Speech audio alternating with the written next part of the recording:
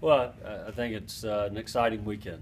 I think for our guys, one thing obviously, guys are finishing up finals this week, and that's always a good time. I think that the end of the year, as far as academic goes, starts to put them in a different mind frame here. Not only this weekend, but moving ahead for the remainder of the season, where all the focus becomes just on baseball and what we want to accomplish. And as a coach, I'm excited about that. And a really good Florida team that's coming in hot. They've swept 2 series back to back at home.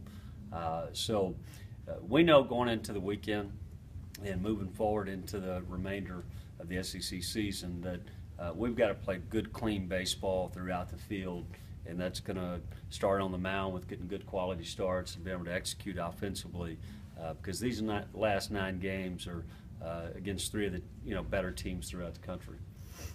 You 2 of these 3 series at home, though. It's got to feel a little bit better. It's always better to have them at home, and we've played really well at home. So that certainly, is in our advantage right now with 6 of the 9, and but really our message to the team has been to really just embrace this opportunity that we've had. We've done a good job to put ourselves in this position right now with 3 weekend series left. And I think we really want to embrace that opportunity moving forward. And it really started last weekend, with South Carolina, because you're really running the gauntlet right here, toward the end of the season. But I think at the same time, we have to view this as those teams we have the opportunity to play are really the folks you want to play moving forward, if you're going to accomplish what you want to do within the league. Do you get a chance to enjoy it as a coach? I mean, the fact this is where you want to be, 9 games left, the fact that you guys are right here in the mix. Yeah, there is some enjoyment there, but I think the same. Your focus right now is so locked into that next opponent, and also there's within those opponents, you know how good they are, and you know that. So for our team, I know the little things that we've got to do well and clean up. To have success and to win series against good teams like Florida, LSU, Mississippi State. But ultimately, in this league, there really are no off weekends. Everybody's a good club. Some teams may be a little deeper in certain spots than others, but I feel like our team is very talented, and I feel like if we do those little things well and we perform at a high level, we're going to put ourselves in position to win series regardless of who our opponent is. Do you have any concern about the guys? You start getting into this time of the year and talking about hosting regionals and things like that. How much do you try to keep the guys away from that, or do they even? I think there's always some awareness when that comes up, but really all we can control is the next game and the next pitch of what we have to do.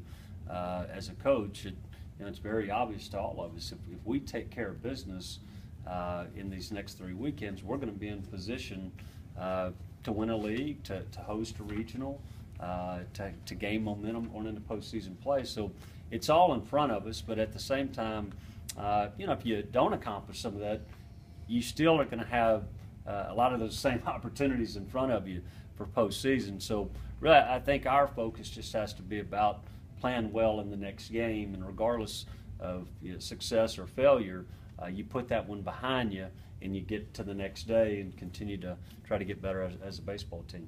We were talking about the power. I mean, that had been missing in recent years. Can you pinpoint the difference? Yeah, I mean, I think, one, as I said before, I think you always look at personnel. I mean, I think that's the number one thing. I think you have to look individual players. One, guys have another year under their belt.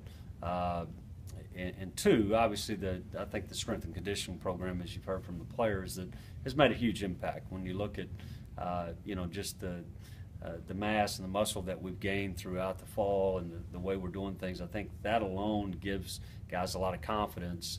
And I felt all along as the weather started to warm up, the ball carries more, and we would start hitting more homers. And early in the season, we had a lot of balls good, but with the heavy air, it just wasn't traveling like it is now. And I think as they start to come, guys get more confident, with it. And, right now, offensively, we're in as good of a spot as we've been in all year. Where our batting practice is much better. And I think we're able to adjust to different type of pitchers right now. Typically, when those guys get 100+ at bats under their belt, and that's why we play a lot of the same guys each night, they get in a different rhythm, when from just seeing pitches night in, night out. And I think offensively, that's where our guys are at right now. How has John Keller been this week, and how excited are you guys to have him? Yeah, looking forward to having John back. And last night we wanted to get him back on the mound. He threw 1 inning at Sanford and was really sharp. So, so we're excited to have him back in rotation, and our team needs John. Anything else?